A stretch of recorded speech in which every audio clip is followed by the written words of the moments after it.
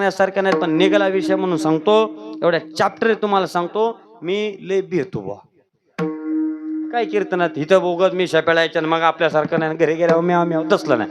भेटतो म्हणले भेटतो त्याला काय तर बरं. इथं जरी लय जण अशी असली तरी घरी मला माहिती आहे सगळं. राहू द्या माहिती आहे मला. मग आता आहे का एक दिवस गंमत झाली.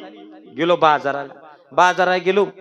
बरं मी काय बी केलं काय बी घेतलं आणि काय बी कुठं खर्च केलं तर मी खरं कवा सांगत कुणाला आणि तुम्हाला सुद्धा सांगतोय कधी खरं सांगायचं सांगायचं नाही. कारण काय ती अर्धांगिनी आहे त्यामुळे अर्धच सांगायचं. ती काय फुलांगिनी आहे का? कळलं का तुम्हाला? अर्धच सांगायचं. मी गेलो मला आवडला शर्ट घेतला. शर्ट बरं घेतला तो शर्ट मी कितीचा घेतला 300चा. हलका वाटलोय मी बुवा. 25 हजाराची पाकिट घेणारा ध्यानात द्या आकडा. 3000चा शर्ट घेतला 3000चा आणि वजनात शर्ट घेऊन घरी गेलो. आणि घरी गेल्यावर बायकांना लय वाईट सवय काय चापायची सवय काय आणली. बघितली बॅगेत घावला शर्ट बघितला ना असा बटाटे एवढं डोळं केलं माझ्याकडे बघितलं. कोणाचा आहे? अरे म्हणलं साडी आहे वय एवढी मोठ्याने वराडती. म्हणलं माझाच आहे. मग मला म्हणते केवढ्याचा घेतलाय? बरं म्हणलं खरं सांगावं तर सिमगावाना. मग मी आपलं म्हणलं 300चा. कितीचा? 300चा. मग तिने असं हातात घेतला उलटा पालटा बघितला आणि म्हणली राहू द्या माझ्या भावाला तुम्हाला दुसरा आणा. केवढ्याला पडलं तुम्हाला 300? म्हणून हे अर्धांगिनी फुलांगिनी सगळं खरं सांगायचं नाही ना. असं आहे या संसारामध्ये गुरपटल्यानंतर होणारं दुःख महाराज दुःखच आहे. पण संसारामध्ये राहत असताना देहीची विदेही भोगुदशा बघा. ही अवस्था सगळ्यांना जमली नाही. जगद्गुरु तुकोबारांनी संसार तुमच्या आमच्या करता नाही सारखा नाही डबल केला. पण संसारही नेटका केला आणि परमार्थही नेटका केला. परिणाम जगात भरपूर संत झाले. पण जगाच्या मालकाच्या जवळ स्वतः गरुड विमानानं सदैव वैकुंठाला जाण्याचा बहुमान माझ्या जगद्गुरु तुकोबारांना मिळाला. हे त्यांच्या आयुष्यामध्ये कमवलेलं त्यांना संप्रदायाचं फळ आहे. कुणाच्याही वाट्याला नाही ते करण्याकरता आपल्याला तेवढं करावं. अखिलकोट ब्रह्मांड नायक पांडुरंग पंढरीश परमात्मा संत हृदय सम्राट ज्ञानबिंब ज्ञानोबा आहे. वैराग्याचा पतीर्थ तेजवलय वैराग्याची मूर्तिमंत पुतळे भगवान पांडुरंग परमात्म्याचे निस्सिम जीवलग निष्ठावान भक्त. वारकरी संप्रदायाच्या इतिहासामध्ये आजपर्यंत सकल संत मंडळी जन्माला आली अवतीर्ण झाली. तुम्ही आम्ही डोळ्यानं पाहिली नाही परंतु संत वाङ्मयाने तुमच्या आमच्या डोळ्या पुढे आली. अशी असणारे सकल संतांचा विचार केला तर सगळ्या संतांचा विचार केल्यानंतर सगळ्या संतांच्या वाट्याला सुखही आलं आणि दुःखही आलं. परंतु त्यांच्या सुखदुःखाचा विचार करण्यापेक्षा आज कीर्तनाकरता ज्यांचा अभंग घेतलाय त्यांचा विचार केला तर यांच्या वाट्याला जसा शेवट आला तसा शेवट महाराष्ट्राच्या मातीत अजून कोणाच्या वाट्याला आला नाही. ते देऊचे सुप्रसिद्ध साधू जगतवंदनीय जगतमान्य जगद्गुरु तुकोबारा यांचा 5 चरणाचा संसाराला आलेल्या मानवी ध्यान आयुष्य जगावं कसं याचं यथार्थ वर्णन करणारा अभंग आज कीर्तनरूपी सेवेसाठी निवडलेला आहे. विठाल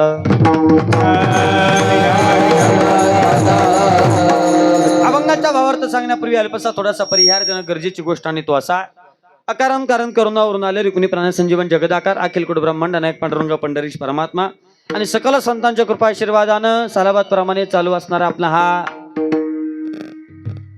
सर्वजण ग्रामस्थ मंडळी एकत्र येऊन आनंदानं उत्साहानं प्रेमानं साजरा करत असलेला आणि बघता बघता माझ्या माहितीप्रमाणे 33व्या वर्षामध्ये पदार्पण केलेला हा दैदिप्यमान असणारा बघतच राहावा इतका चांगल्या दर्जाचा असणारा. खरं तर थंडी गारठ्याचे दिवस असताना सुद्धा माझ्या माता मावल्या एवढ्या मोठ्या संख्येनं बऱ्याच मालिकांचं वाटोळं करून तुम्ही इथपर्यंत आला. ही खऱ्या अर्थानं गावासाठी मोठी अभिमानाची बाब. आणि म्हणून अशा प्रसन्न वातावरणामध्ये तुम्ही सगळेजण कीर्तनाला आलाय आणि कीर्तनामध्ये बसलाय. हे 33व्या वर्ष आणि या 33व्या वर्षातील आजची माझ्या माहितीप्रमाणे कितव्या दिवसाची कॉपी करताय तुम्ही? सुरुवातीला विचारलं तरच नाही कोणी बोला. हिकडच्यांचं ऐकून बोलताय का तुम्ही? म्हणजे कितवा दिवस हे मला तुमच्याकडून कळावं म्हणून मी असं म्हणत होतो. तसं आमच्या डोक्यात असतं, लक्षात ठेवा, कारण आम्हाला कामच एवढे आहे. बरोबर का नाही? 14 दिवस, आणि या 4थ्या दिवसाची आजची ही कीर्तन रूपी सेवा तुमच्या सर्वांच्या समोर संपन्न करत असताना घेतलेला अभंग जगद्गुरु तुकोबारांचा आहे. तुकोबारांच्या गाथीतील आहे. 5 चरणाचा नाटच्या अभंगातून जगद्गुरु तुकोबार आहे खऱ्या अर्थानं माणसाला माणसाच्या जन्माची किंमत सांगतात, गंमत सांगतात. मी सुरुवातीला सांगतोय, कीर्तन आपलं काही जास्त वेळ होणार नाही. फक्त एक लक्षात ठेवायचं, जेवढा वेळ काही कीर्तन होईल तोपर्यंत फक्त सर्वांनी आपल्या सर्वांगाचं कान करून माझ्याकडे लक्ष हा द्यायचं, असं बोलायचं. मला बोलणारी माणसं आवडतं. तुम्हाला माहिती नाही, गेल्या वर्षीचाच बुवा दिसतोय ना, आता फक्त जरा दाढी वाढलेली दिसते, एवढंच असेल नाही का? हा, त्याच्यामुळे लय लोड घ्यायचा. हा शाबास, लय लोड घ्यायचा नाही. आणि आपण किती जरी जीव तोडून सांगितलं तरी आपलं ऐकायचं गाव लागे. तुम्ही असं व्हायला नको. त्यामुळे फ्रेश बसा, मस्त बसा, मोकळ्या मनानं बसा. एवढे प्रसन्न बसायचं कारण सांगतो तुम्हाला. देवाच्या दरबारात प्रसन्न का बसव माहितीये का? याचं फक्त एकच कारण दादा आहे, आपल्याला जास्त दिवस जगायचं. तुमची डोकी आहेत का जाग्यावर जरा? अरे जास्त दिवस जगायचं नाही याचा अर्थ कधी मरल याची गॅरंटी. बोला, कधी मरल याची गॅरंटी? बरं, पुढचा जन्म माणसाचाच मिळेल याची सुद्धा गॅरंटी नाही. आणि जरी मिळाला तरी आपण काय लय दिवं लावणार नाही. मिळेल माहित नाही, पण मिळालेल्या जन्माचं सार्थक करण्याकरता सर्वांगाचं कान करा. फ्रेश बसा. पवित्र अशा कीर्तनामध्ये आपण कीर्तन श्रवण करण्याकरता बसलेले आहेत. आणि ऐका, आजच्या कीर्तनाच्या माध्यमातून जगद्गुरु तुकोबार आपल्याला फार गोड सांगतात. आलिया संसारा उठावे गुकरा, शरण जा उदारा पांडुरंगा. आलाय जन्माला, मिळालाय माणसाचा जन्म, तर मिळालेल्या माणसाच्या जन्माचं सार्थक करण्याकरता जगाच्या मालकाला शरण जाण्याशिवाय तुमच्या जीवनामध्ये दुसरा पर्याय तुम्हाला अजिबात नाही.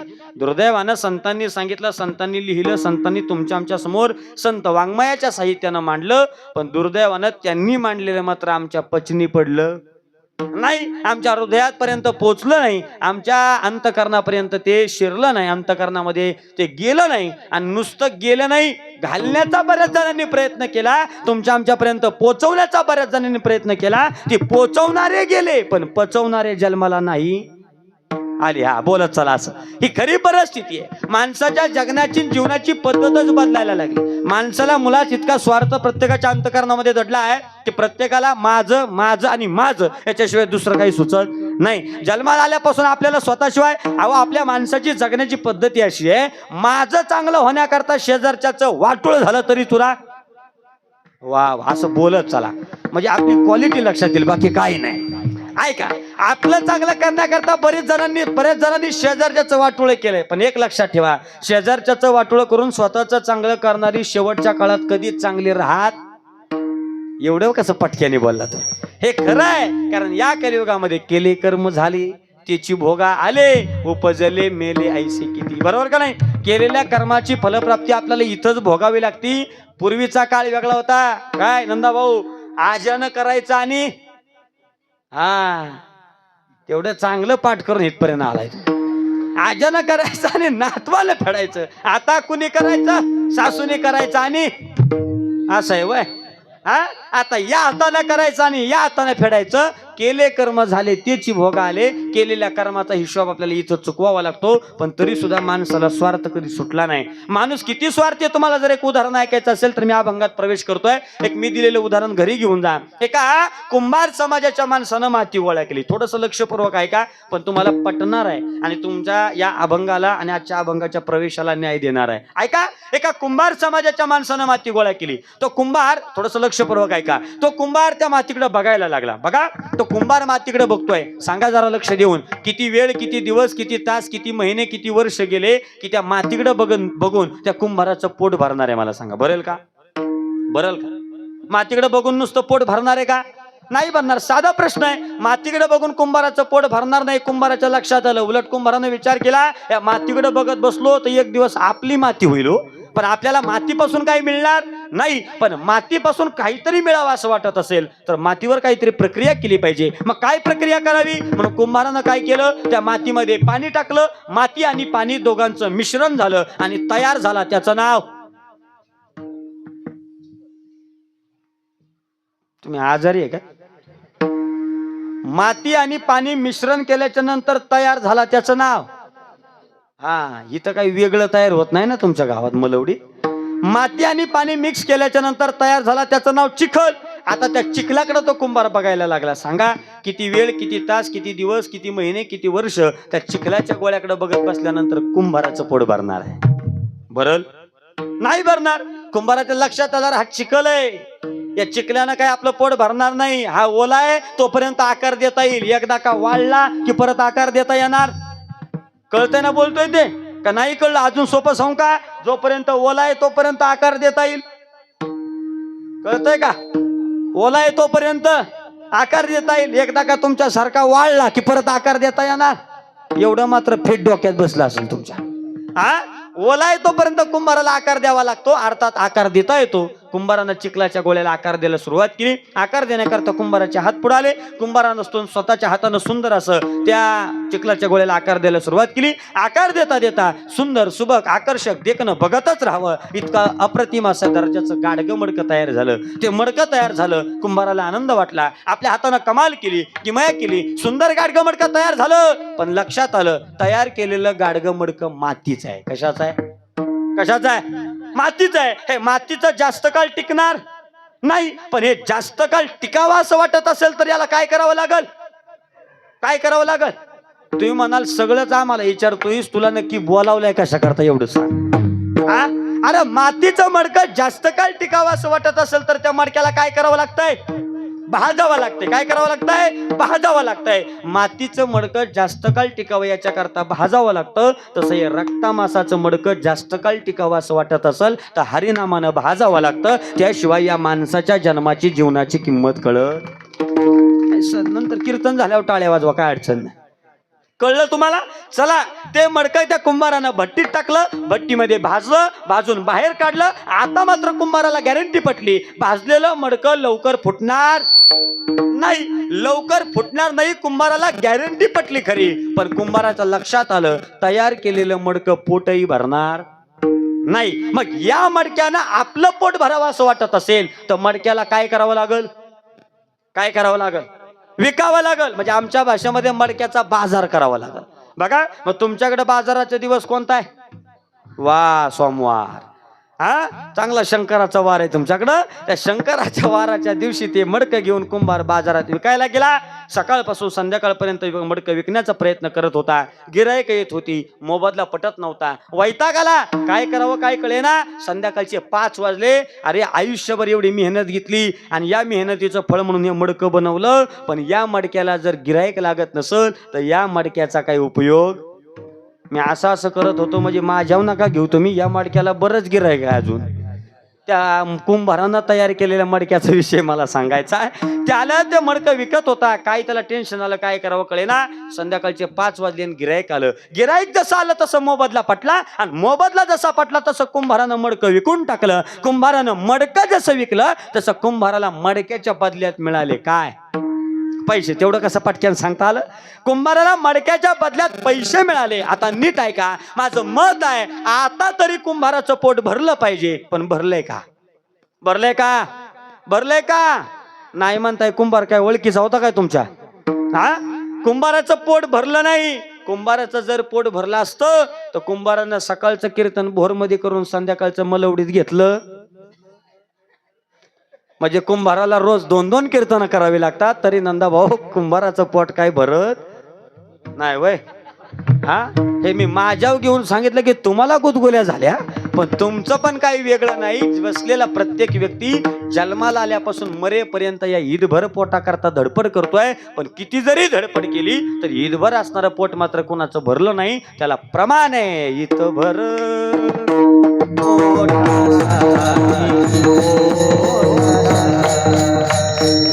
Ida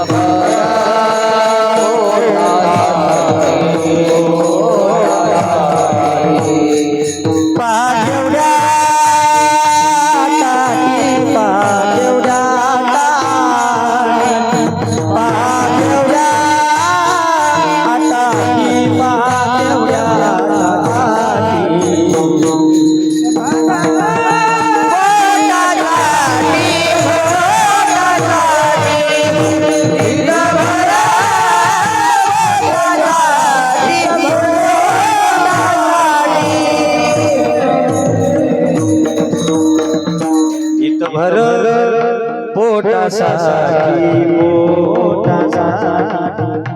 काय पहा केवढ्या आटाटी पहा केवढ्या कशा कशा इथभरच पोट पण शेवटपर्यंत कधी कोणाचं भरलं नाही. म्हातारा झालंय, पायानं चालवत नाही, कमरेनं बसवत नाही, बसलं तर उठवत नाही. पण म्हातारा जरी झालेलं असलं तरी असं वाटतंय थोडस पाय मोकळं करून शेतातून जाऊन, पाय मोकळं करून नाही, नक्की दिवट्यानं काय दिवा लावलाय शेतात हे बघण्याकरता. कळतंय का? म्हातारा झालं तरी मन शांत बसू देत नाही. ते तिथपर्यंत पोचवत असतंय, तिथपर्यंत नेत असतंय. पण आयुष्यभर धडपड करून हाताला काहीच लागत नाही. कुंभारानं काय केलं? मडकं विकल्यानंतर पैशाने शांत बसला नाही. मग काय केलं त्यानं? पुन्हा घरी आला, पुन्हा माती, पुन्हा पाणी, पुन्हा चिखल, पुन्हा घडवणं, ही कुंभाराची प्रक्रिया सुरू झाली. माझा मुद्दा थोडासा वेगळा आहे. ज्याला मडकं विकलं होतं तो मडकं वापरत होता. 2 महिने, 4 महिने, 6 महिने मडकं वापरलं आणि वापरता वापरता एक दिवस हातातलं मडकं खाली पडलं. हातातलं मडकं जसं खाली पडलं तसं मडक्याची सोन्याची बिस्किट तयार. काय झालं? मडक्याचं काय झालं? तुकडं झालं. आणि तुकड्याचं रूपांतर पुन्हा मातीत झालं. मातीपासून बनवलेलं मडकं एवढी प्रक्रिया केल्यानंतर त्या मडक्याला जर पुन्हा मातीत जावं लागत असेल तर पंचमहाभूतांनी तयार झालेला हा मानवी देह कितीही रंगवा, कितीही साजवा, कितीही नटवा, एक दिवस प्रत्येकाच्या शरीराची मातीच होणार आहे. याला प्रमाण आहे.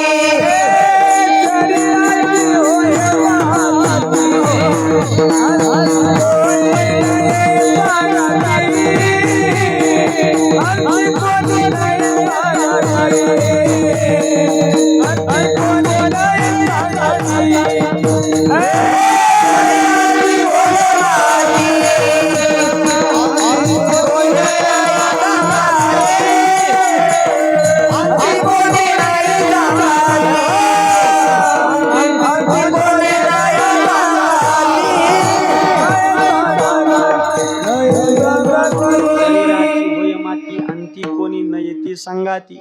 शेवटच्या क्षणाला कोणी तुमच्या आमच्या बरोबर येणार नाही. त्याला दुसरं एक प्रमाण आहे. अंतकाळी कोणी नाही बा सांगाती, साधूंचे संगती हरी जोडी. शेवटी तुमच्या आमच्या बरोबर काही नाही. किती जरी कमावलं तरी सगळं जाग्यावर. एवढं ध्यानात ठेवायचं. किती जरी कमावलं इथलं नेता येत नाही. लांबचा नाही सांगत. काही दिवसापूर्वी आपल्या देशाचा अभिमान, देशाचा स्वाभिमान आणि भारत देशाकरता बऱ्याचदा मदत करणारे एक ज्येष्ठ आणि श्रेष्ठ व्यक्तिमत्व निघून गेलं. त्यांचं नाव रतनजी टाटा. 200 पेक्षा जास्त देशांमध्ये स्वतःचा व्यवसाय, लाखोंपेक्षा जास्त मोठा कर्मचारी वर्ग स्वतःच्या सोबत होता. ऐका, इतका मोठा माणूस पण इतका नम्रपणा अंगी होता. एखाद्या कंपनीमध्ये जर गेले आणि कंपनीतली व्हिजिट झाल्याच्या नंतर आपल्या कर्मचाऱ्यांबरोबर फोटो काढायचं म्हटलं तर सगळ्या कर्मचाऱ्यांना बिचारे रतन टाटा उभे करायचे आणि स्वतः मात्र समोर खाली बसायचे. फोटोग्राफरने विचारलं, दादा की एवढं हे कशा करता? सगळे उभे करताय आणि तुम्ही स्वतः खाली जमिनीवर बसताय.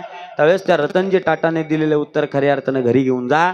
ते रतनजी टाटा म्हणतात, हे माझ्या पाठीमागचे सगळे कर्मचारी माझ्या पाठीमाग खंबीरपणे उभे आहेत म्हणून हा रतन टाटा तुमच्या सगळ्यांच्या समोर खाली बसलाय. हा मनाचा मोठेपणा इथून असावा लागतो, वरवर दिसून चालत. आणि खरंय कोरोनाच्या काळात तुमचं आमचं घर कसं चालवायचं हा प्रश्न तुमच्या आमच्या डोळ्यापुढे होता. आठवड्याचा बाजार कसा भरायचा हे डोळ्यापुढे असताना माझा देश संकटात आहे म्हणून देशाकरता, देशाची आर्थिक परिस्थिती ढासळलेली असताना स्वतः कमवलेल्या पैशातून 1,500 कोटी रुपयांचा निधी भारत देशाला असा दान करणारा तोच तो अवलिया होता. त्याचं नाव होतं रतनजी टाटा. 1,500 कोटी रुपये दिले आणि एका पत्रकारानं प्रश्न विचारला, देशातले श्रीमंत काय मेले का काय? तुम्ही एकट्यानंच दिलेत? त्यावेळेस रतन टाटा म्हणतात, कुणी किती श्रीमंत आहे मला माहित नाही, पण आज माझा देश संकटात आहे, माझा भारत देश अडचणीत आहे आणि माझ्या आर्थिक अडचणीत असणाऱ्या देशाला वाचवण्याकरता मी 1,500 कोटी रुपये दिलेत, उपकार नाही केले. खरंच जर माझा देश अडचणीत असेल ना, तर असणारी सगळी प्रॉपर्टी देशाकरता असा दान करायला मी तयार आहे. त्याचं नाव रतनजी टाटा, लक्षात ठेवा. 2 मिनिटं बोललो, सांगितलं रतन टाटांचं तुम्हाला थोडक्यात चरित्र, त्या माणसाचं योगदान सांगितलं. ऐका, आयुष्यभर समाजकारण केलं, पण वयाच्या 86व्या वर्षापर्यंत शेवटच्या क्षणापर्यंत स्वतःच्या चारित्र्याला कोणत्याही राजकीय पक्षाचा डाग न लावून घेणारा जगातला सगळ्यात मोठा माणूस म्हणून रतन टाटा आहे. आता त्याच्यासाठी टाळी वाजवा. खरे हे कुणालाही जमत नाही. बऱ्याच मोठमोठ्या व्यावसायिकांनी कुणाचा ना कुणाचा आसरा घेतला, पण रतन टाटांनी कुणाचा आसरा घेतला नाही, उलट देशालाच आसरा दिला. एवढा मोठा माणूस. सांगा, वयाच्या 86व्या वर्षी जगाचा निरोप घेतला. जाताना असणाऱ्या प्रॉपर्टीतलं काय घेऊन गेले मला सांगा? पैसा नेला, प्रॉपर्टी नेली, गाड्या घोड्या नेल्या, एखादी कंपनी नेली, ऐश्वर्य नेलं, काही नाही. शेवटी जाताना शेवटच्या क्षणाला एकट्या जावं लागतं. पण ते जात असताना राहतं काय? तुका म्हणे एका मरणेची सरे आणि उत्तमची उरे, मरावे परी कीर्तिरूपी उरावे. या न्यायानं शेवटी तुम्ही आम्ही केलेलं चांगलं कर्म शेवट सोबत राहत असतं. कर्म करण्याचं स्वातंत्र्य देवानं दिलं, पण ते सुद्धा आम्हाला व्यवस्थित करता आलं नाही. आम्ही फक्त स्वार्थाच्या पाठीमागं पळालो. स्वतःची पोळी भाजण्याकरता दुसऱ्याचा तवा किती तापलाय त्याचा कधी आम्ही विचार केला नाही. किती दुसऱ्याला त्रास होतो याचा कधी विचार केला नाही. मोठी माणसं त्याच्यामुळं मोठी असतात, स्वतः जगाचा त्रास सहन करतात, पण स्वतःचा त्रास कुणाला होऊ देत नाहीत. ज्ञानोबा आहे, तुकोबा आहे. लोकांनी त्रास दिला, अभंग गाथा इंद्रायणीच्या डोहात बुडवल्या, पण अभंग गाथा इंद्रायणीच्या डोहात बुडवल्या म्हणून चरित्रात असा कोणता प्रसंग आला का दादा, की जगद्गुरु तुकोबा आहे अभंग गाथा बुडवणाऱ्यांच्या घरी भांडणं करायला गेले, मारामाऱ्या करायला गेले, शिव्या द्यायला गेले, कॉलर पकडायला गेले? अजिबात नाही. बुडवणाऱ्यांनी बुडवण्याचं काम केलं. माझं काम आहे ते मी करत राहणार, आणि ते वाईट वाटणं स्वाभाविक आहे, पण वाईट वाटलेलं लोकांना न सांगता जगाच्या मालकाला सांगितलं, देवा तुझा माझा कार्य वैरा का, देव तुझा माझा कार्य वैरा देवा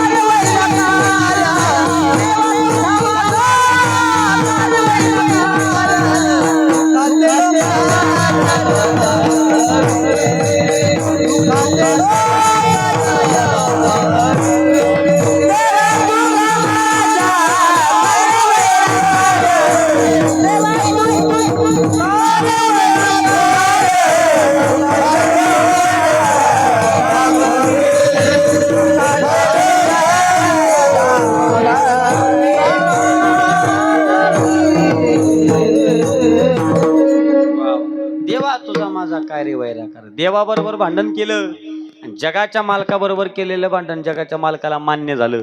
13 दिवसाचं अनुष्ठान पूर्ण झालं आणि बुडवलेला अभंग गाता जसाच्या तसा जगद्गुरु तुकोबारांना परत मिळाला. याचा अर्थ त्रास नाही झाला. लोकांच्या दारात उभं राहून स्वतःच्या भावंडांची भूक भागवण्याकरता पीठ मागणारे ज्ञानोबा आहे.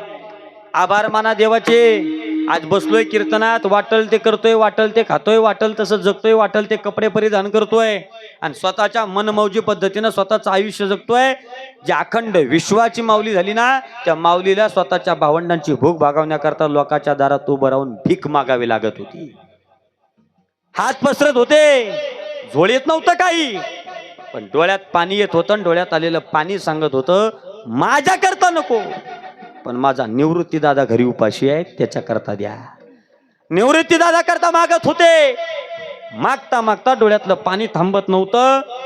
दुसऱ्याच्या दारात उभं राहून रडायचे आणि हात पुढं करून झोळी पुढं करून म्हणायचे माझ्या करता नको, पण माझा सोपाना घरी आहे ना, तो ब्रह्म आहे, तो बोलत नाही, तो रागवत नाही, त्याला कधी स्वतःच मत नाही मांडता येत. मग त्याची भूक भागवण्याकरता मुठभर पीठ द्या. दरवाजा लावून घ्यावा, दार दरवाजा तोंडावरती लावून घ्यावं, हाकलून द्यावं. संन्यासाची पोरं उंबरटा बाटवला, आमचं अंगण बाटवलं म्हणून धुडकावून लावावं. कुठल्या तरी माऊलीनं दारात उभं करावं. ज्ञानोबारांनी म्हणावं नको आमच्या तीनही भावांकरता, पण आमच्या तीनही भावांच्या पाठीवर पाय टाकून आलेली आमची मुक्ती आहे ना, ती खूप लहान आहे हो, तिला नाही भूक सहन होत. माझ्या करता नको, निवृत्ती दादा करता नको, स्वपाना करता नको, पण त्या चिमुरडी करता तरी थोडं द्या. स्वतःच्या नवऱ्याचा डोळा चुकवावा आणि एखाद्या माऊलीनं मुठभर पीठ आणावं, ज्ञानोबारांच्या झोळीत टाकावं. झोळीत पडलेलं पीठ लांबून कुठल्या तरी हरामखोरानं बघावं, पळत यावं आणि ज्ञानोबारांच्या झोळीतलं पीठ काढून पुन्हा मातीत तुडवावं. किती मोठा अन्याय, किती मोठा त्रास आहे. सहन करू आपण. अरे गाढवा जर आपल्याला म्हणलं ना तर तळपायाच्या मस्तकाला जाते. माणसात म्हणलं ना हे गाढवा अक्कल आहे का तुला, तर तळपायाच्या मस्तकाला जाते. आणि ह्याची कशी जिरवायची इथून सुरुवात होते. माझ्या जगद्गुरु तुकोबारायांना गाढवावर बसवलं होतं आणि गावभर धिंडा काढली होती, तरी सुद्धा तुकोबाराय दारात धिंडा आल्यानंतर म्हणतात आवले अगं ही धिंड काढणारी माणसं दमली असतील, थकली असतील, त्यांच्या चहापानाची व्यवस्था कर. आयुष्यात जगणं याला म्हणतात. हजारो टाकीचे घाव सहन केल्याशिवाय दगडाला सुद्धा देव पण येत नाही. तसं जीवनामध्ये संघर्ष केल्याशिवाय तुमच्या आमच्या आयुष्यामध्ये यशाच्या पायऱ्या आपण चढू शकत नाही. लगेच आपल्याला केलेल्या कुठलीही गोष्ट जर केली आणि लगेच तूप खाल्लं की रूप आपल्याला मिळत नसते. लक्षात ठेवा. काल गेला कोल्हापूरला दुसऱ्या दिवशीच दण थोपटत आला असं झालंय आणि तसला पहिलवान चितपट झाल्याशिवाय राहत नाही. पण तोच जर चितपट करणारा असा पाहिजे असेल आपल्याला तर इंदुरीकराच्या भाषेत घासावीच लागते. का असं अर्ध्या हळकुंडाने पिवळं पळून जमत असतंय का? जमतंय का? कोणतंही क्षेत्र असू द्या त्याच्यामध्ये सातत्य ठेवावं लागतं, संयम ठेवावं लागतं. सगळ्यात महत्वाचं त्या क्षेत्रात टिकावं लागतं. जो टिकतो, ज्याच्याकडे संयम आहे आणि जो खऱ्या अर्थानं प्रामाणिक राहतो त्या क्षेत्राशी, एक दिवस ते क्षेत्र त्या व्यक्तीला महाराष्ट्रात मोठं केल्याशिवाय राहत नाही, जगात मोठं केल्याशिवाय राहत नाही. ही सगळ्यात मोठी वस्तू. हे वाजवणं, हे गाणं, हे कीर्तन करणं किंवा या सगळ्या गोष्टी सहज नाही आल्या. तुम्हाला बसून कीर्तन करायचं दादा माफ करतात, त्याला काय कीर्तनाला आपण इथं आल्या उकळतंय काय होतंय ती. जावे त्याच्या वंशा तसं नाही ते. म्हणून त्याच्याकरता अंतःकरणातलं प्रेम जिवंत ठेवणं गरजेचं आहे, ममत्व जिवंत ठेवणं गरजेचं आहे, प्रामाणिकपणा असणं गरजेचं आहे, सातत्य असणं गरजेचं आहे, संयम असणं गरजेचं आहे. आणि या सगळ्या गोष्टी ज्या दिवशी असतील त्या दिवशी मात्र तुम्ही सुस्वभावी होता. त्या दिवशी जगाच्या मालकाच्या जवळ जाण्याचा मार्ग तुमचा आमचा मोकळा होतो. कारण अशीच माणसं देवाला आवडत असतात. लक्षात ठेवा. अशाच माणसांना देव जवळ करत असतो. लक्षात ठेवा. पण हे सगळं करत असताना त्या मायाजाळात अडकलोय, जे स्वार्थानं बरबटलेलं जीवन घेऊन पुढे चाललोय, या जीवनातून आपण इथलं काही घेऊन जाऊ शकत नाही. हे मान्य करून जगावं लागतं. माझं माझं करून चालत नाही. हे माझं ते माझं करून चालत नाही. किती हातात अंगठ्यान सोनं नाणं धन दौलत काय कामाचं. हे दिसायला फक्त दिसतंय, बरं वाटतंय फक्त. बिताडाला टिकून ठेवलं नाही एकदा की गपचुपाशी काढून घेतात आणि खिशात टाकतात. मी जर गेलो ना कोणाच्या मैतीला महाराज, माझं रडणाऱ्यांवर ध्यान नसतं, अंगठ्या वडणाऱ्यांवर ध्यान असतं. चॅप्टरच लोक महाराज माझा बाबा चांगला होता, झालीच मोकळी अंगठी हो. पटापट काढून घेतात सगळं. काय या अंगावरती ठेवत नाहीत. लक्षात ठेवा. कशासाठी चाललंय, कुणासाठी चाललंय, कुणाकरता धडपडतोय. बांध करून जागा मोठ्या गेल्या, बांध करून मिळवलं काय, जेवढी कुरली तेवढी सुद्धा वर नेता आली. मग कशा करताय. अहो अंगावरचा काळा धागा काय म्हणतात त्याला, हा कसला गोटा, कर गोटा. बर कर जोडा, काय काय नाही का, भाषा वेगवेगळी जिथं जिथं जाईल तसं. बरं गोटा असू नाही तर दोडा असू, पण तो करच आहे ना. मग तो कर गोटा समजा एखाद्याचा जीव निघून गेला, हा, आणि त्याला म्हाताऱ्याला समजा आंघोळीसाठी कुठं काढलं, कुठं बंगल्यातल्या स्लॅपवर, कुठेही म्हाताऱ्याची आंघोळ. हा काय काय अभिमानाने सांगतात, महाराज तो कोटी रुपयाचा बंगला कोणी बांधला, कोणी बांधला, पठ्ठ्याला पट्ट्यानं आणि त्या तवा कळतंय. मग हा आपण बांधला आपण. अरे कोटी रुपयाचा बंगला जरी बांधला तरी शेवटची आंघोळ. हा एक जण सांगत होता, मी नाव नाही सांगणार नाही, त्याचं म्हणलं 80 लाख रुपयाचं बाथरूम आहे. मग तो बंगला केवढ्याचा असं, हा 80 लाख रुपयाचं बाथरूम. मी म्हणलं नक्की असं आहे काय, म्हणजे गडी आतमध्ये गेला की डायरेक्ट आंघोळ घालूनच बाहेर काढतात का काय, नक्की माणसं ठेव काय झालंय काय, म्हणला आहे काय. म्हणले बाथरूम असं आहे, म्हणले तुम्ही झोपून करा लुळून करा पण आंघोळ होणार तुमची महाराज. असलं बाथरूम. अरे म्हणलं कसलं जरी बाथरूम असलं तरी शेवटचं बाथरूम कुठे आहे, हा फाटलेल्या रागातच आहे, असा गोंधळून धरला जातो महाराज. हे मान्य आहे का तुम्हाला. हा मग एवढं आहे. आणि अशा कालखंडात जर बाहेर आंघोळीला काढल्यानंतर हा कमरेचा जर करगोटा तुम्ही म्हणताय, तो जर तसा दिसला तर आपल्याच भावकीतला म्हणतो, अर तो धागा राहिला, तू त्याला तुमच्याकडे कापतात का तसाच पाठवतात. काय होतं त्याला, कापायला लावतात, कात्री सापडते न सापडते वडतात. मग तेव्हा काचतय का दुखतय का काय होतंय त्याचा विचार आहे का. हा मग कशा करताय. एका म्हातारीनं वयाच्या 60 वर्षापर्यंत पैसे साठवले. किती वर्षापर्यंत, 60 वर्षापर्यंत. 60 वर्षापर्यंत नवऱ्यानं 100 दिले की 50 बाजूला टाकलं, लेकानं 200 दिले की 100 बाजूला काढलं, पुरीने 500 दिले की 200 बाजूला ठेवलं. असं करत रुपया 2 रुपया 5 रुपये 10 रुपये करत करत करत 60 वर्ष पैसे साठवले. 60 वर्ष. आणि 60 वर्ष पैसे साठल्याच्या नंतर तिला वाटलं सोन्याचा दर कमी झाला. आता सोन्याचा दर कमी झाले तिच्या ध्यानात आल्यानंतर, सोन्याचा दर कमी झाल्याचा ना आपल्याकडे पैसे लय झाल्यात हे ज्या दिवशी म्हातारीला कळतं त्यावेळेस म्हातारी सुनाला सांगते का लिकीला सांगते.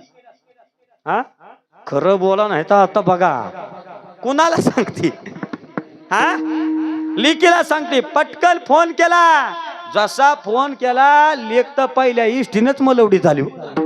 सकाळी सकाळीच हजर, कारण लिकीला माहिती आईने काय बी केलं त्यात कुणाला मिळतंय, होय त्याच्यावर डोळा आहे तुमचं. तर काय ती बिचारी सकाळी सकाळी हजर झाली. आईनं सांगितलं एवढे पैसे जमा झालेत, आपल्याला फलटणला जायचंय. कशा करता. म्हातारीला डाक करायचा नाद नसतो, म्हातारीला मनी करायचा नाद असतो. काय करायचा नाद असतो, मनी. मग ती पोततच ववीन कशातच करीन पण मनी करायचा. घेतलं पैसे, लेक आणि आई दोघी जणी मायले की गेल्या फलटणात.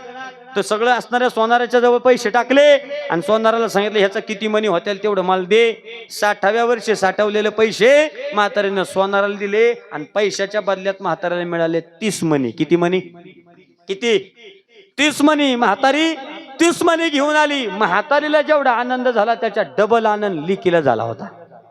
का तिला माहित होतं हे मटेरियल कुणाचं आहे. हा ते मनी घेऊन दोघी जणी मायले की गावात आल्या. राहिल्या कशा तरी, पोरगी निघून गेली. कसं तरी 5-7 महिने गेले, वर्षभराचा कालखंड गेला. 60व्या वर्षी म्हातारीनं 30 मनी केलं आणि 61व्या वर्षी म्हातारी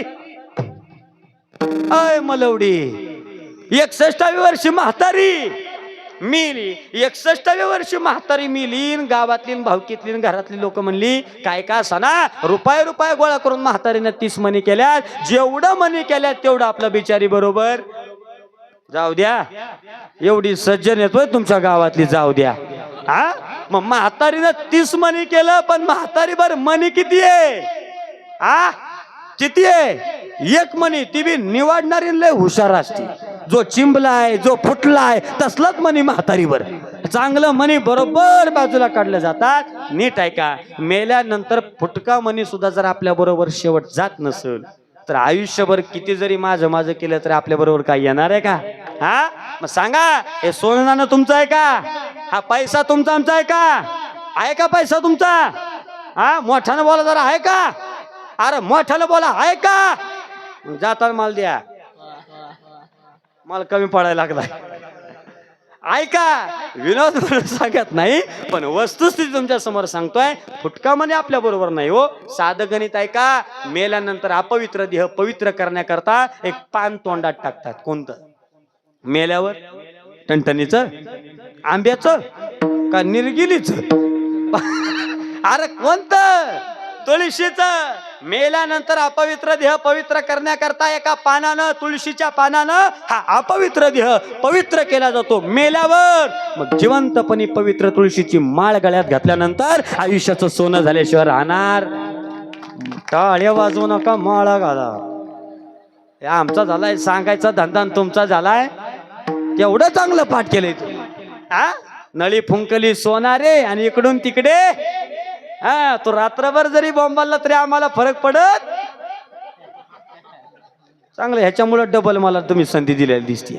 हा, पण हे खरंय महाराज, ही वस्तुस्थिती आहे. हसण्यावर नेऊ नका, काळ वाईट आलाय. हसता हसता कधी उचकी लागल सांगता येत, तरी हसताय. पण खरंच आहे, वेळ कुणावर कशी येईल सांगता येत. मोकळ्या मनानं आयुष्य जगा, किरानिष्ठ आयुष्य जगू नका, एकमेकांवर जळू नका, फ्रेश राहायचं. एखाद्याने चांगले केलं त्याला दुआ द्या, अरे अजून तुझं चांगलं होऊ दे आणि तुझ्या पाठोपाठ माझं चांगलं होऊ दे. लोक इतकी स्वार्थी आहेत. देवा सगळ्यांचं भलं कर, पण सुरुवात माझ्यापासून कर. ह्याच्या बापान शिकवलं का? ही आपली स्वार्थी भक्ती आहे. आणि ही स्वार्थी भक्ती जोपर्यंत आहे तोपर्यंत जगाचा मालक तुमच्या आमच्याकडे बघू शकत नाही. हे स्वार्थीपणाचं जगणं बाजूला ठेवावं आणि ज्याच्या मुळे आयुष्य मिळालंय त्याला शरण जावं. हे तुकोबार आहे अभंगाच्या पहिल्या चरणात.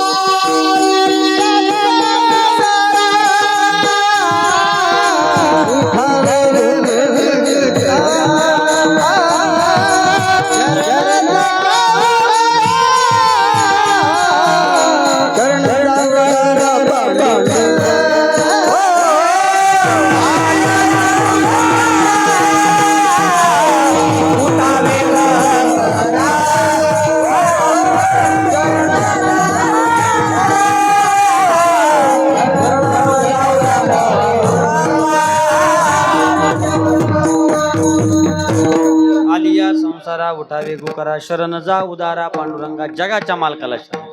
त्याच्याशिवाय जगात कोणाचं काय चालत नाही. चाले हे शरीर कोणाची असत्य कोण बोलवी तू हरिवीन. वृक्षाची पान हाले ज्याची सत्ता तुझी या सत्यने वेदासी बोलणे आणि सूर्यासी चालणे तुझ्या बळी. जगातल्या झाडाचं पान सुद्धा जर त्याच्या सत्तेशिवाय हालत नसेल तर तुम्ही आम्ही चालती बोलती माणसं कधी बेताळाला टिकून ठेवायची हे कोणाच्या हातात?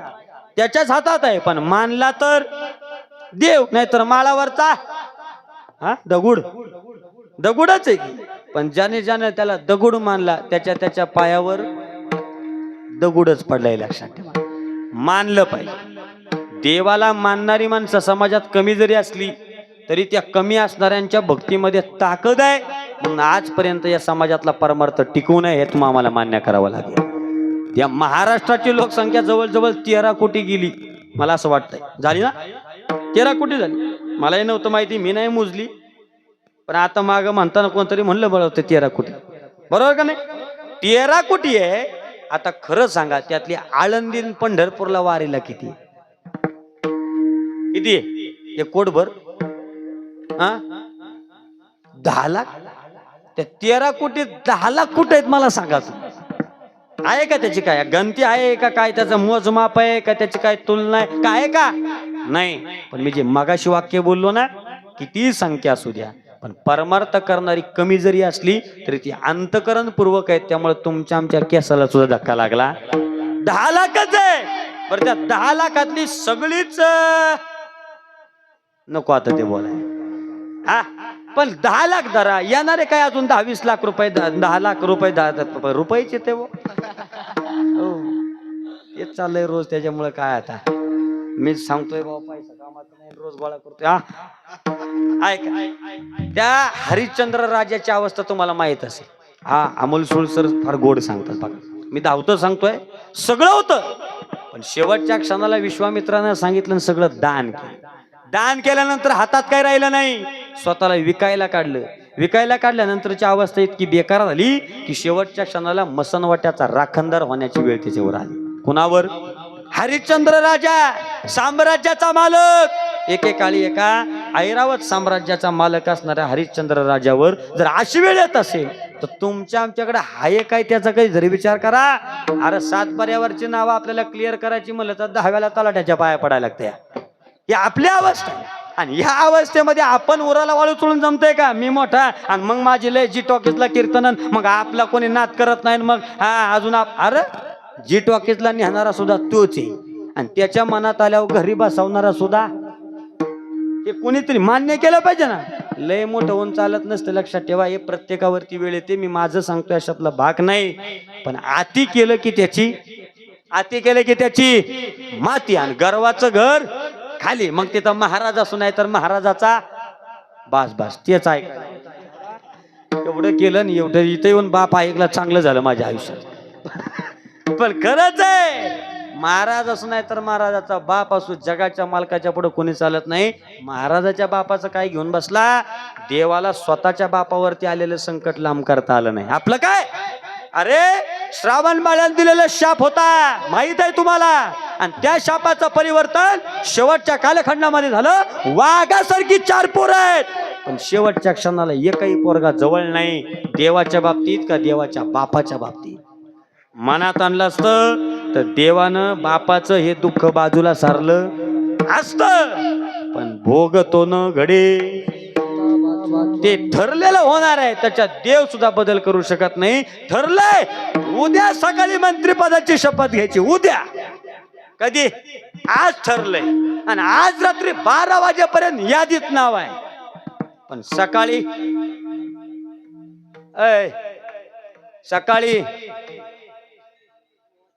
गुवाहाटी वनवास. कशाचे गुवाहाटी? गुवाहाटीला गेली ते तरी बिचारी मंत्री झाली. पण आमच्या रामाचं मी तुम्हाला उदाहरण सांगतोय. ठरलं होतं उद्या सकाळी आपल्याला राज्याभिषेक सोहळा करायचा आहे. पण ते रामाच्या जीवनामध्ये खऱ्या अर्थानं भोगायला नव्हतं. आदल्या रात्री ठरलं आणि दुसऱ्या दिवशी सिंहासनावर बसणाऱ्या राजाला रामाला वनवास भोगण्याकरता निघून जावं लागलं. भोगला ना वनवास. महिला मंडळ किती वर्ष भोगला? किती वर्ष?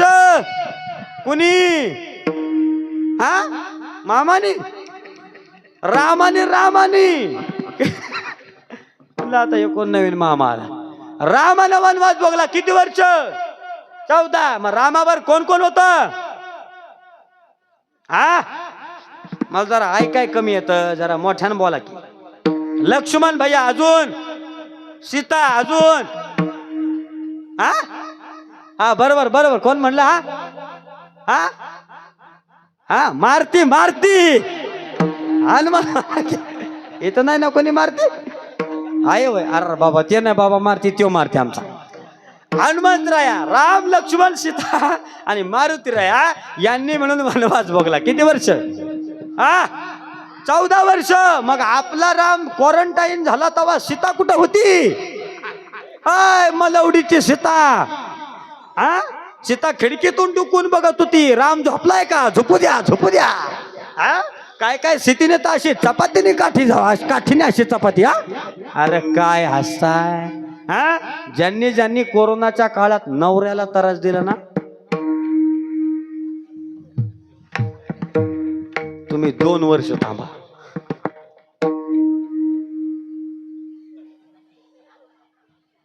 नाही अशा वाकड्या होऊन मंदिरात आल्या तुम्ही. विनोद नाही, जीप काळी आहे. माझं खरं होतंय. वस्तुस्थिती आहे. अरे नीट ऐका. 14 वर्ष नवऱ्याबरोबर वनवास भोगायला गेलेली सीता कशाची अपेक्षा केली नाही. नवरा म्हणल तिथं राहिली, म्हणल ते खाल्लं, जसं असतील तसं दिवस काढलं. किती वर्ष? 14 वर्ष. आणि 14 दिवसाचा कोरोनाचा आजार आला तर स्वतःच्या नवऱ्याचं कुत्र्यासारखं हाल करणारी आताची सीता तुम्हाला मोक्ष मिळेल वय? प्रमाणानं सांगेल स्वामी काज गुरु भक्ती पितृ वचन पतीची सेवा. हा संप्रदायाने सांगितलेला सगळ्यात मोठा धर्म आहे. फक्त पती बी तसा असावा. पतीने जर त्याचा धर्म पाळला की मग पत्नीने बांबूच घालावं त्याला. वस्तुस्थिती आहे महाराज. तुम्ही तुमच्या नीतिमत्तेनं राहा, तुम्ही तुमच्या दूरदृष्टीने व्यवस्थित वागा. एक दिवस तुम्हाला तुमच्या असणाऱ्या अडचणींचा मात करून तुम्हाला देवानं साक्षात्कार दिल्याशिवाय राहणार. पण तुम्ही जर चुकीच्या पद्धतीने वागायला लागला, देव कार्यक्रम करणार. देव कुणाला सुट्टी देत. मगाशी सांगितलंय महाराज असू नाही तर अरे सारखंच काय आहे बाबा. पण खरंय वस्तुस्थिती लय अवघड आहे महाराज. आणि संसार वाटतो सोपा आहे. दुःख बांधवडी आई या संसार, सुखाचा विचार नाही. तिथं संसार दुःख मूळ चौकडे विश्रांती नाही कोठे रात्रंदिवस हे कुठं नाही लक्षात ठेवा. इथं संसारामध्ये कुठं नाच आहे. इथं किती जरी गुर पडला तरी सुख आणि समाधान मिळणार. सुख पाहता जवापाडे दुःख. पर्वत एवढं दुःख आहे, पण जवापाडे म्हणजे मोहरीच्या दाण्या एवढं असणारं सुख आपल्याला भेटलं की आपल्याला असं वाटतं संसारासारखं दुसरं नाही. पण संसारामध्ये गुंतल्यावर कळते. लक्षात ठेवा. ज्यावेळेस गुंततो ना त्यावेळेस कुदतो. बरोबर. आणि ज्यावेळेस कुदतो तेव्हा तो परत संसाराच्या नादाला लागत नाही. नवीन संसारात सगळ्यांनाच बरं वाटतं. कसं काय? राम राम राम राम. वजनात पहिली 2-3 वर्ष रेंज असते. आता आमची गिरी आम्हाला नकोच वाटायला लागले. मला तर चांगली म्हणत होती बाबा नको या भानगडीत पडू, कळल तुला. आता 3 वर्ष झाली कळलं नाही, पक्की जिरली. हा संसार दिसतो तसा नाही. मी महाराज मी खरं तर यांना लय मानायचो. नारी की निंदा मत करो, नारी हे रतन की खान, जिस नारी से पैदा हुए राम लखन और हनुमान. बरोबर का नाही? किती गोड आहे महाराज. नारी शक्ती आदिमाया आदि शक्ती आहे. पण ती कवा चमत्कार दाखवते. तिला जर नाही व्यवस्थित जपली तर ती कवा हनुमान पण करते. तिचं काय सांगता येत नाही. महाराज एवढा डेंजर त्रास आहे काय. आता काही गोष्टी कीर्तनात सांगण्यासारख्या नाहीत, पण निघाला विषय म्हणून सांगतो. एवढ्या चॅप्टर तुम्हाला सांगतो. मी लय भेटतो बा काय कीर्तनात. इथं बोगत मी शेपेळायच्या मग आपल्यासारखं नाही. घरी गेल्यावर म्याव तसलं नाही. भेटतो म्हणल्या भेटतो त्याला काय. बरं हिथं जरी लय जण अशी असली तरी घरी मला माहिती आहे सगळं. राहू द्या माहिती आहे मला. मग आता आहे का. एक दिवस गंमत झाली. गेलो बाजाराला गेलो. बरं मी काय बी केलं काय बी घेतलं आणि काय बी कुठं खर्च केलं तर मी खरं कवा सांगत कोणाला आणि तुम्हाला सुद्धा सांगतोय कधी खरं सांगायचं सांगायचं नाही. कारण काय, ती अर्धांगिनी आहे, त्यामुळे अर्धच सांगायचं. ती काय फुलांगिनी आहे का? कळलं का तुम्हाला? अर्धच सांगायचं. मी गेलो, मला आवडला शर्ट, घेतला शर्ट. बरं घेतला तो शर्ट मी कितीचा घेतला? 300चा. हलका वाटतोय मी बुवा. 25-25 हजाराची पाकिट घेणारा ध्यानात द्या आकडा. 3000चा शर्ट घेतला, 3000चा. आणि वजनात शर्ट घेऊन घरी गेलो आणि घरी गेल्यावर बायकांना लय वाईट सवय. काय चापायची सवय काय आणली? बघितली बॅग, बॅगेत घावला शर्ट, शर्ट बघितला ना असा बटाटे एवढं डोळं केलं माझ्याकडे बघितलं. कोणाचा आहे? अरे म्हणलं साडी आहे एवढी मोठ्याने वराडती. म्हणलं माझाच आहे. मग मला म्हणते केवढ्याचा घेतलाय? बरं म्हणलं खरं सांगावं तर सिमगावाना. मग मी आपलं म्हणलं 300चा. कितीचा? 300चा. मग तिने असं हातात घेतला, उलटा पालटा बघितला आणि म्हणली राहू द्या माझ्या भावाला, तुम्हाला दुसरा आणा. केवढ्याला पडलं तुम्हाला 300? म्हणून हे अर्धांगिनी फुलांगिनी. सगळं खरं सांगायचं नाही ना. असं आहे. या संसारामध्ये गुरपटल्यानंतर होणारं दुःख महाराज दुःखच आहे. पण संसारामध्ये राहत असताना देहीची विदेही भोगुदशा. बघा ही अवस्था सगळ्यांना जमली नाही. जगद्गुरु तुकोबारांनी संसार तुमच्या आमच्या करता नाही, सारखा नाही, डबल केला. पण संसारही नेटका केला आणि परमार्थही नेटका केला. परिणाम जगात भरपूर संत झाले, पण जगाच्या मालकाच्या जवळ स्वतः गरुड विमानानं सधे वैकुंठाला जाण्याचा बहुमान माझ्या जगद्गुरु तुकोबारांना मिळाला. हे त्यांच्या आयुष्यामध्ये कमवलेलं त्यांना संप्रदायाचं फळ आहे. कुणाच्याही वाट्याला नाही. ते करण्याकरता आपल्याला तेवढं करावं लागतं. उगाच आपण या शरीरावर या जीवावरती जास्त राहून मजा नाही. याचं कारण सांगतोय. हे तारुण्य, ही ताकद, ही रग, ही मस्ती म्हातारपणात राहत मान्य करा. मी नेहमी सांगतो संसारात वय वाढलं किंमत वाढती. ह्यालाच वाढत नाही, कशाची वाढती? संसारात वय वाढलं किंमत कमी, परमार्थात वय वाढलं किंमत वाढते का नाही? नका का काय आहे ना हो, दोनचा भंग पाठ असू द्या. पण गडी अशी धाडीन पांढरी धाडीन धोतर लावून आला ना तर चांगलं चांगलं बुवा पाया पडते. हे खरंय का नाही? आणि उदाहरण द्यायचं म्हणलं तर माऊलींच्या सोहळ्यामध्ये सदाबुवा वारकरी नावाचा माणूस चालतो, माहितीये का? महाराज त्या माणसाचं माप काढणे एवढी आपली लायकी सुद्धा नाही. मी कीर्तनात सांगतो, पण सांगू तुम्हाला अभंग 2च येतात. पण गुरुवर्य बंडाता त्या कराडकरांसारखा माणूस सुद्धा सदाबुवाच्या पायावर डोकं ठेवतो. हे आयुष्यामध्ये जपलेलं परमार्थाचं फळ आहे, मान्य करावं लागेल. नम्र झाला भूता त्याने कोण दिले अनंता. साधी माणसं दिसायला साधी असतात, पण जसं दिसत तसं म्हणून जग. कळलं का? कशावरून महाराज? जो सदाबुवाला 2चा भंग पाठ आहेत ना, त्या सदाबुवानं त्र्यंबकेश्वरच्या सप्त्यामध्ये 5 लाखाचं तूप असं दान केलं होतं. कितीच? डबा नाही 50 वाला श्रीखंडाचा तुपाचा. किती लाखाचं? 5 लाख रुपयाचं. युट्यूबला मला वाटतं ती क्लिप आहे, तुम्ही बघू शकता. 5 लाख रुपयाचं तूप दान केलं. कधी पाटी नाही लावली, कुठं दिखावा नाही केला, मिरवलं नाही कधी. एवढी मोठी माणसं समाजामध्ये. मग हा साधा भोळा परमार्थ जरी जपला ना तरी जगाच्या मालकाला आवडतं. याचं कारण आहे तुमच्या आमच्या दिसण्यावर परमार्थ कधी नसतो, हे लक्षात ठेवा. चांगली कपडे घातली म्हणजे आतून चांगलाच असला साजिबात, हे ध्यानात ठेवा. याला सुंदर शेर है, आपकी नियत कितनी भी अच्छी हो ये दुनिया आपको आपके दिखावे से जानती है. आपकी नियत कितनी भी अच्छी हो ये दुनिया आपको आपके दिखावे से जानती है. आपका दिखावा कितना भी अच्छा हो ये भगवान आपको आपके नियत से जानता है. म्हणून नीतिमत्ता साथ ठेवा, म्हणून अंतकरण शुद्ध ठेवा. आणि ज्याचा अंतकरण शुद्ध आहे, ज्याला देहाचा विसर पडून परमार्थाची वाटचाल दिसली आहे, कळाली आहे, समजली आहे, जो त्या मार्गाने चाललाय, त्याने एक लक्षात ठेवावं, हा देह सुद्धा आपला नाही आणि तो पैसा सुद्धा आपला नाही. अभंगाचं 2रं चरण.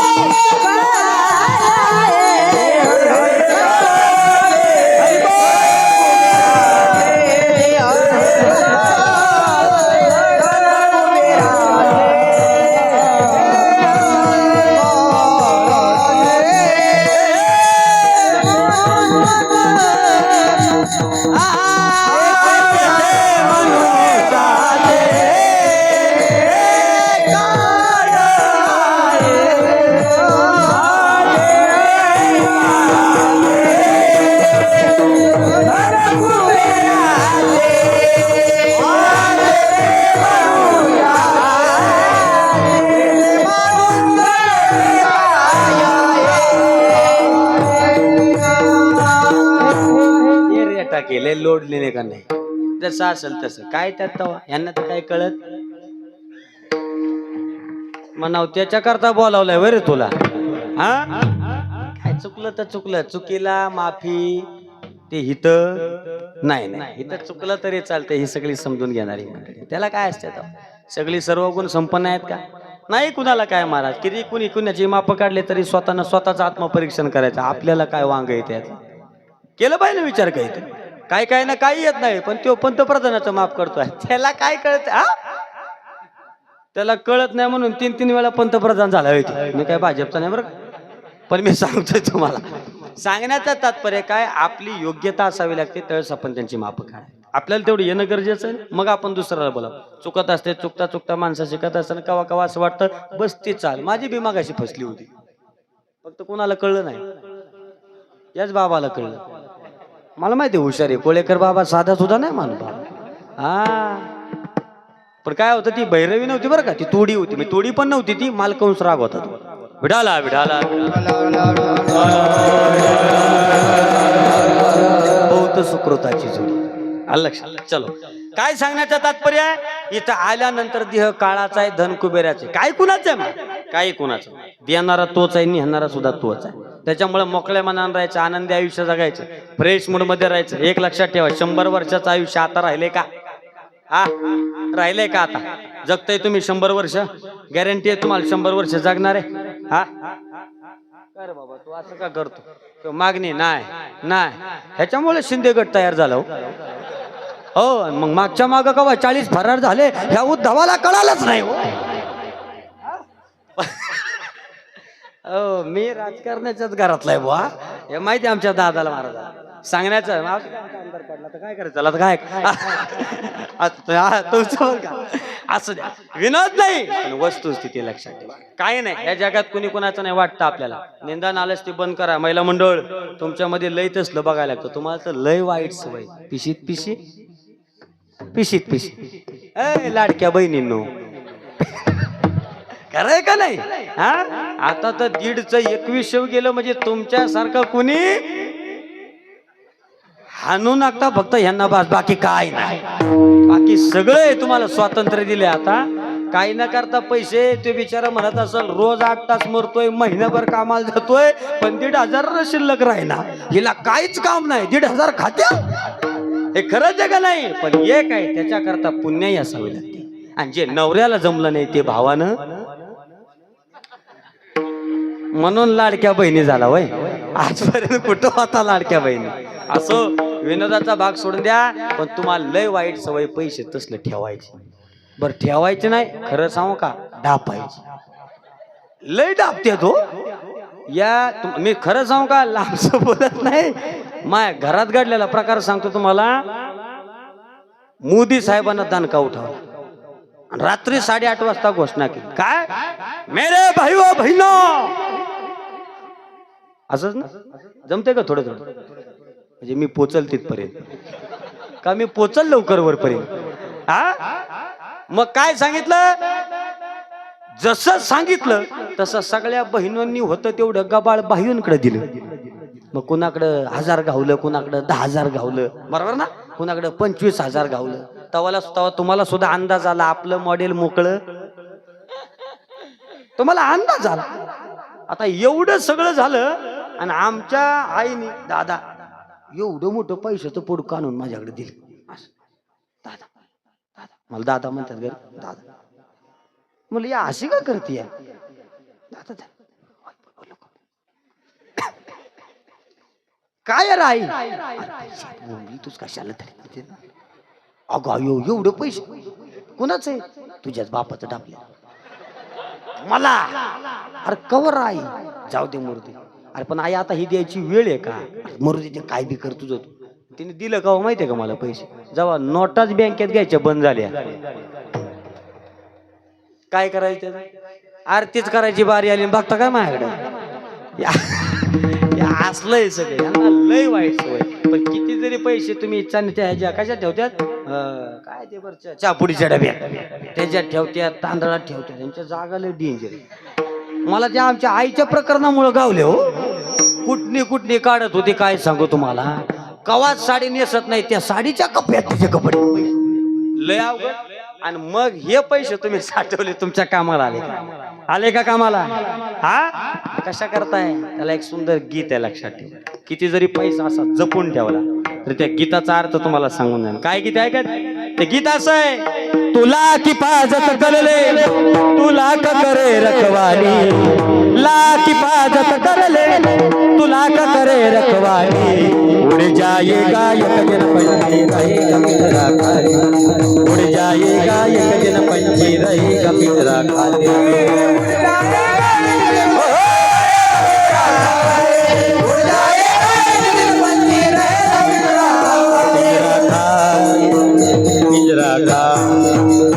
पिंजरा पिंजरा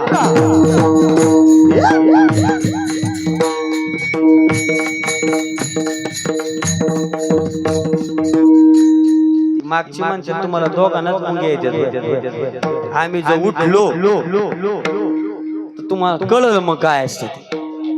पण किती जरी कोणी उड्या मारल्या तरी पिंजरा पिंजरा, अरे पिंजरा. मी पिंजरा पिक्चर नाही सांगाय उभा राहिली तुम्हाला, पण तुमच्या सकट महाराजाचा सुद्धा पिंजरा. हा खाली तर काय, आता एवढं कीर्तन करतोय म्हणजे मी काय 150 वर्ष जगायला आलो हा का? 200 वर्ष जगणार आहे मी? जगणार आहे का? नाही ना महाराज. कदाचित तुमच्या अगोदर आपल्या सुद्धा खटका उडू. हे पक्क फुटलेलं दिसते बरं का. हा मला लय रे अवघडे, म्हणून सावध. पुढून वार होऊ द्या, मागच्याचे वार सहन हो. गडी माग बरोबर उभा राहिला. खरंच हे पैसा धन दौल आपलं नाही, देह हे काळाचे, धन कुबेराचे, तेथे मनुष्याचे. आपण निमित्त आहे. देवानं तुमचा आमचा खेळ तयार केलाय, त्याच्या मनात येईल त्या दिवशी तुमचा आमचा खेळ तो मोडणार आहे. पण मोडायची वेळ येईपर्यंत आपल्याला जे करायचंय, देवे दिला देह भजना घुमटा, तो या झाला फाटा बाधिकेचा, तेच आपल्याला करायचं. मग ते भजन करायचं कसं माहितीये का? हातानं टाळी आणि गोड भजन करा. कसं?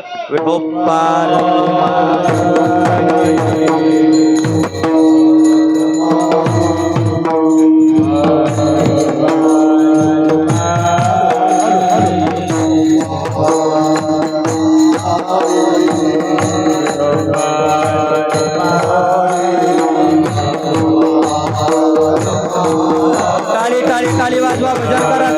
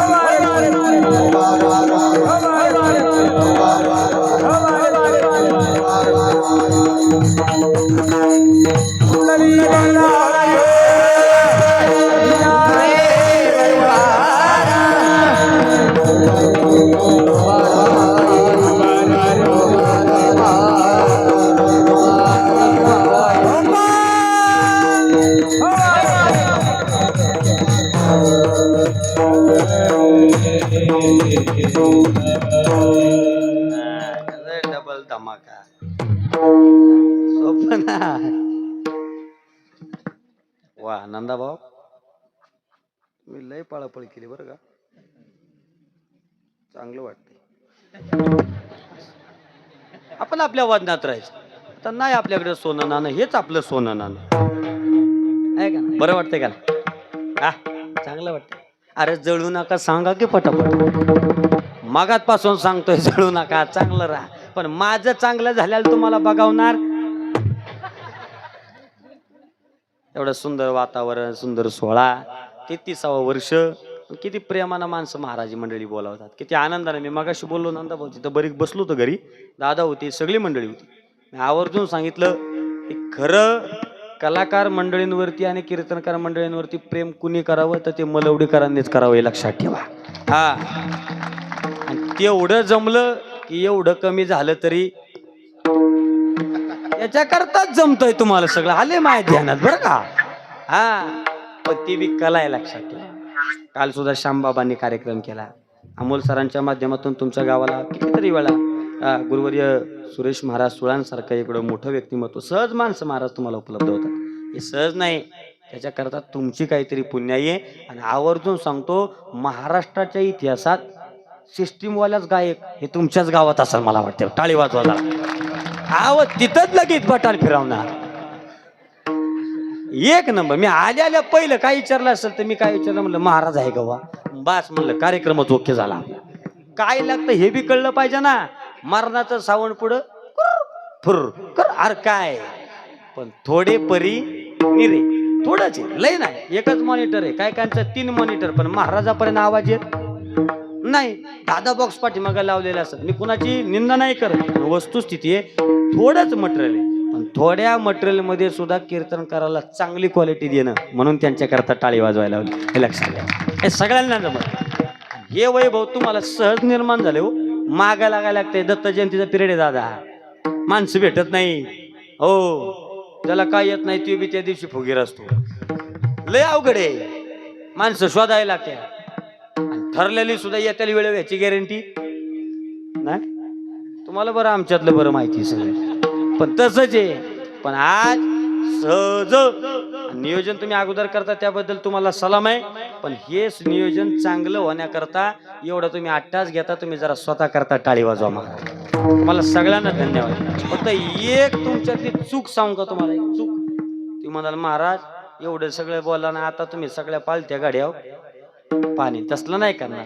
एक सांगतो, असणारा सप्ताह अप्रतिमच, पण तो अजून अप्रतिम करायचा असेल तर विनंती करतो, कीर्तन 7 ते 9 ठेवा. विठाला विठाला काही नाही. तुम्हाला मी सांगतो, आपल्याकडे परिस्थिती अशी आहे, जेवायला 1760 आणि कीर्तनाला 8. हे खरं आहे का? पण सगळी जेवणारे कीर्तनाला जर तुम्हाला पाहिजे असतील तर जेवण ठेवायचं 9 ला, कीर्तन ठेवायचं 7 ते 9. नाही 7 ला आला तर लाज काज. बरं डायरेक्ट जेवायला जावं तर लोक म्हणणार आलाच का खायला. त्याच्यापेक्षा तो म्हणणार अर्धा तास नका का आपलं बुवाचं पटाना, पण तिथं तो बसणार आणि मग जेवायला मग मजा आहे का नाही. हा, थंडीगार आता बऱ्यापैकी ते सप्ते सगळे 80% तसे झालेत, म्हणून तुम्हाला सुचवलं. आता शेवटी ठेवायचं का न ठेवायचं हा तुमचा प्रश्न आहे, का पुढच्या वर्षी ह्याला ठेवायचा का नाही तो तुमचा प्रश्न आहे. त्याचं काय असतं तेव्हा. पण खरं सांगतो तुम्हाला, एक चाललेली एक चांगली रीत आहे, परंपरा आहे. परमार्थाकडे लोकांना आवड आहे, पण काही कारणांमुळे यायला आता वेळ नाही. कारण दगदगीचं जीवन झालंय, रोजच्या ड्युट्या प्रत्येकाच्या पाठीमागं काही ना काहीतरी लागल्यात, आणि त्याच्यामुळे माणसाला पहिल्यासारखं मिळत नाही. जुनी लोक कष्ट करत होती, पण येत होती, बसत होती. आता फार कल कमी झालाय. त्यातल्या त्यात तुम्ही बऱ्यापैकी महाराष्ट्रातली नावाजलेली मंडळी, महाराज मंडळी आणताय, म्हणून तरी समाज बऱ्यापैकी एकवटतोय, येतोय, बरोबर का नाही. पण याचं जर अजून मोठ्या कार्यक्रमात रूपांतर करायचं असेल तर त्या वेळेचं निश्चित तुम्ही नियोजन करा, असं मला वाटतं. सुंदर वातावरण, एवढ्या सुंदर वातावरणामध्ये तुम्ही सगळे जमताय, मोकळ्या मनानं परमार्थ करत चला. या जगामध्ये कोणीच कुठली गोष्ट कायमची ठेवून गेलेलं नाही. तुकोबाराय झाले, ज्ञानोबाराय झाले, आधी सर्व सकल संत मांदियाळी झाली. कोणी इथं काही नावाशिवाय ठेवलेलं नाही. आपल्याला जन्माला आल्यानंतर फक्त नाव ठेवायचं, एवढं लक्षात ठेवा. नावं ठेवायची नाहीत. काय ठेवायचंय, माझ्या वाक्याचा विपर्यास करू नका. नावं ठेवायची नाही, आपलं नाव ठेवायचं. इथं नाव जिवंत राहिलं पाहिजे. माणसं मरतात, जन्माला येतात, पण मेल्यानंतर सुद्धा 5-25 वर्ष का होईना, पण तुमचं आमचं नाव तुमच्या आमच्या कर्तृत्वानं जिवंत राहावं. एवढं तरी माणसानं आयुष्यामध्ये चांगलं वागावं. नाहीतर आयुष्यात कुरघोडे करण्यामध्ये लोकांचं आयुष्य चाललंय. ह्याची लग्न मोड, त्याच्या घरात जा, त्याची दाराची वाट लाव, भांडणं लाव, ह्याच्याशिवाय दुसरा धंदा नाही लोकांना राहिला. हे सगळं बाजूला ठेवा. ह्याची फळं तुम्हाला इथं जर नाही मिळाली, एक वाक्य ध्यानात ठेवा. मांजराला वाटतं आम्ही दूध पिताना आम्हाला कोणी बघत, पण माणसाला तसं वाटून देऊ नका. एक वाक्य ध्यानात ठेवा, आपण एखादी चूक करताना कोणी जरी आपल्याला बघितलं नाही तरी आपल्याला बघणारा मात्र वर बसलाय. तो प्रत्येक गोष्टीचा हिशोब करणार आहे. एक आहे, आपण निमित्त आहे हे मान्य करायला शिका. बरोबर का नाही? आणि निमित्त असताना निमित्तासारखं राहा. माझं म्हणून आयुष्य जगू नका. याचं कारण आहे हे सगळं जर तुम्हाला कळालं, देह काळाचा आहे, धन कुबेराचा आहे, पैसा आपला नाही, देणारा देव आहे, नेणारा देव आहे, आपण निमित्त आहे, इथं आपलं काहीच नाही. हे ज्या दिवशी आपल्याला कळलं ना, त्या दिवशी माझं मत आहे या नसणाऱ्या गोष्टींकरता असणाऱ्या देवाबरोबर भांडणं करायची गरज नाही. अभंगाचं शेवटचं चरण म्हणे कार्य नाशिवंत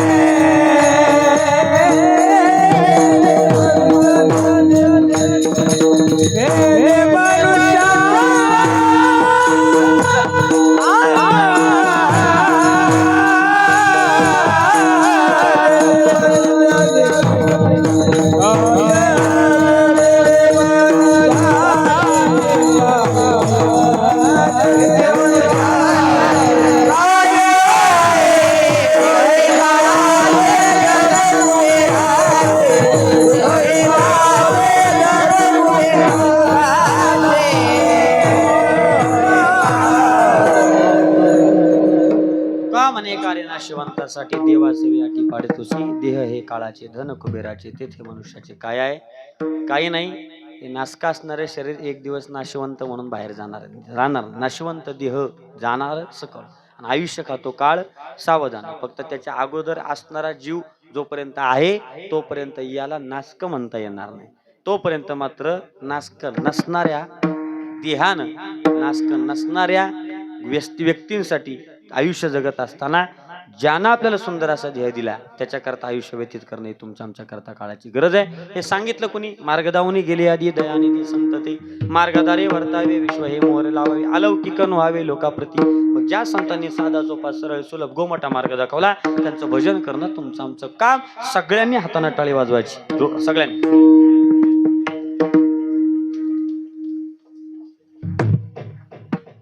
सरळ सरळ सगळे सगळे सगळे सगळे हात वर करा सगळे सगळे. लगेच नका टाळी वाजवू येऊ नको तर कोणच्या गाडीत बसू. काही दम आहे का नाही तुम्ही? हात हात वर. वा ज्यांना ज्यांना वाटतंय मी जिवंत आहे त्यांनी करा. काढचं बघा बाजूच्या आहे का कोण जिवंत? वा सगळे बोला. ज्ञानदेव तुकाराम ज्ञानदेव